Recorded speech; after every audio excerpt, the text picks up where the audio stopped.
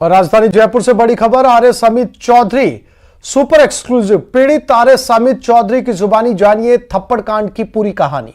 मैं अपना राजकार्य कर रहा था, अमित ने कहा। मैं नरेश मीणा को जानता भी नहीं था। नरेश मीणा के आरोप गलत है। मैंने नरेश मीणा के खिलाफ एफआईआर दर्ज करवा दी।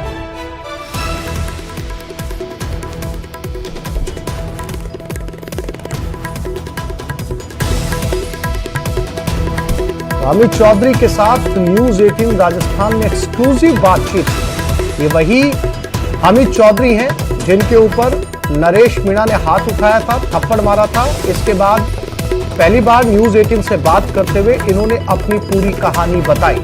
इन्होंने कहा वो नरेश मीणा को नहीं जानते थे, वो अपनी ड्यूटी पर मौजूद थे, तभी नरेश मीणा वहां पर पहुंचे।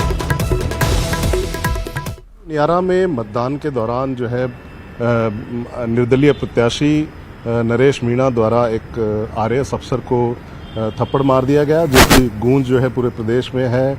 और ख़ास तौर पे आरएएस जो है, आरएएस अधिकारी जो हैं, उनके बीच में काफ़ी आक्रोश भी है। फिलहाल मेरे साथ हैं अमित चौधरी जो आरएएस हैं और वहाँ पे जो है तैनात हैं एसडीएम के तौर पे। उनसे बात करते हैं। अमित जी, उस दिन मतलब कल जो है वोटिंग के वक्त क्या हुआ था, कैसे ये हालात बने कि वहाँ मारपीट तक की नौबत आई और आपको जो है कैमरे पे दिखाया गया कि आपको उन्होंने थप्पड़ मारा? सुबह से वहाँ बाइकाट की स्थिति चल रही थी और वोट नहीं कराने की बात चल रही थी, तो इसी पे मुझे निर्देशित किया था कि मैं मौके पे वहाँ पे पहुँचूँ।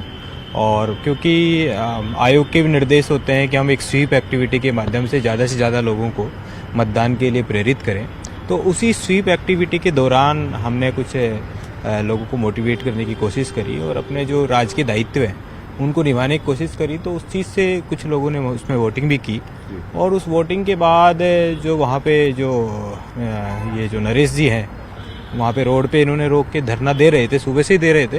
तो ये अचानक से ऐसे एकदम आग बबूला होकर और इन्होंने आके पहले तो ये बूथ में भाग के, जैसा आपने वीडियो देखा ही होगा, पहले तो ये बूथ में गए, तो बूथ में पता नहीं इनकी क्या मनसा थी और उसके बाद आके इन्होंने सीधा मेरे पे एक अटैक किया। तो बस यही घटना थी।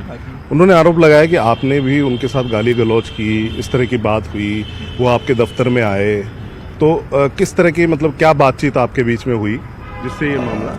नरेश जी से ये मेरी पहली मुलाकात थी और ये पहली बार मैंने उनके दर्शन किए थे, तो शायद वो जो बता रहे हैं गाली और गलौज, इस तरीके का आरोप तो कोई भी लगा सकता है किसी प्रकार का, लेकिन मेरी उससे पहली मुलाकात थी।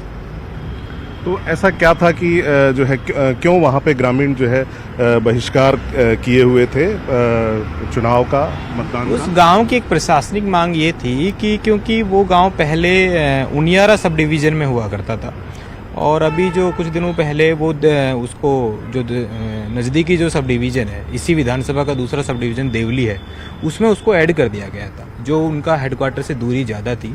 तो इसी चीज़ के लिए वो उसमें अपने गांव को उनियारा में जोड़ने का प्रयास कर रहे थे। और इसके साथ के 2-3 गाँव की और भी डिमांड थी, लेकिन वो जो डिमांड थी वो पहले उन्होंने रख दी थी वहाँ पे कलेक्टर मैडम के पास भी, तो मैडम ने उसका निराकरण भी कर दिया था। और तत्कालीन जो वहाँ के जो दूसरे गांव वाले थे उन्होंने धन्यवाद भी ज्ञापित प्रशासन का किया था, क्योंकि ये डिमांड 30 अक्टूबर को की गई थी जब आचार संहिता उसमें थी। तो वो डिमांड लेट आई और आचार संहिता का वेट करने के लिए प्रशासन उसका उस समय कोई निराकरण नहीं कर पाया था। तो इसके बाद क्या आपने कोई कार्रवाई की है, आपकी तरफ से कोई कार्रवाई हुई है या वहाँ उनकी तरफ से कोई कार्रवाई, क्या क्रॉस कोई जो है केस दर्ज किए गए? मेरी तरफ से सबसे पहले तो एफआईआर दी गई है, जो आपको जानकारी में है, उसी एफआईआर पे ये कार्रवाइयाँ चल रही हैं। कल 5 बजे ही मेरे द्वारा नगर फोर्ट थाने में एफआईआर दे दी गई थी। इसके अलावा मैंने जो एरिया मजिस्ट्रेट की मेरी जो ड्यूटी थी उसके संबंध में जो पूरा ब्यौरा है वो डीओ मैडम को भेजा है, जो मैडम उस पर जो भी दिशा निर्देश उनके होंगे। कैमरामैन दिलीप चेची के साथ हितेंद्र शर्मा, न्यूज़ 18 राजस्थान।